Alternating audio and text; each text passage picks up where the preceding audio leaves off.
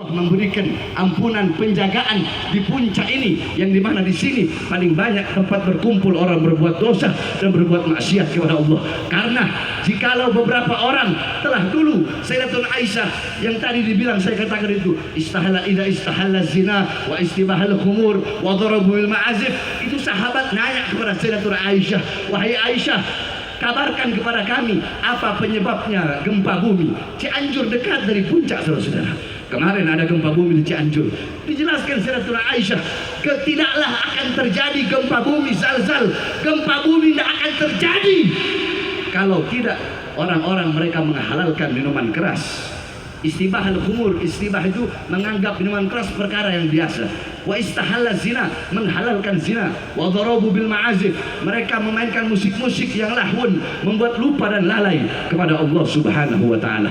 Yang terakhir, saudara-saudara, tadi guru kita menjelaskan tentang bagaimana musyawarah. Saya dengarkan dalam mobil. Nah, saudara-saudara, Nabi Allah Adam alaihissalam, Nabi Adam pernah berkata, "Idza aradtum an fi'la syai'in faqaddimu thalathata asya."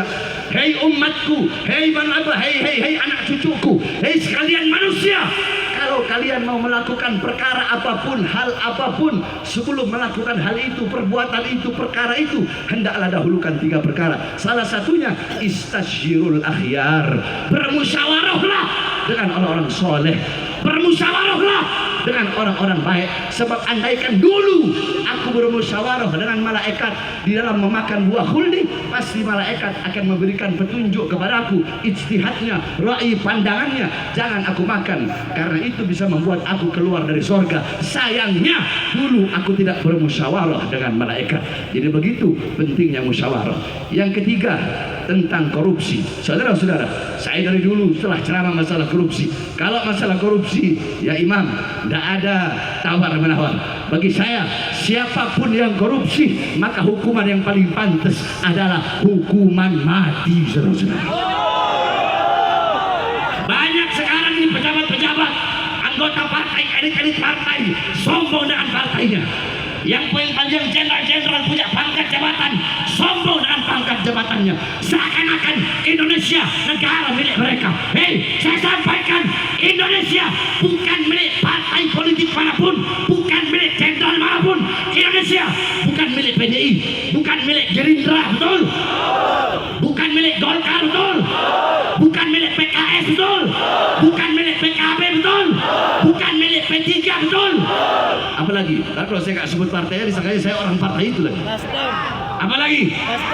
Hah? Bukan milik Nasdem, betul? Apalagi? Bukan milik Berkarya, betul? Indonesia bukan milik Jokowi, bukan milik Prabowo, bukan milik Megawati, bukan milik Kapolri, bukan milik Panglima TNI. Indonesia bukan milik perusahaan-perusahaan asing, bukan milik tambang-tambang asing, tapi Indonesia adalah milik kita bersama, bangsa dan rakyat Indonesia, saudara. Allahu Akbar.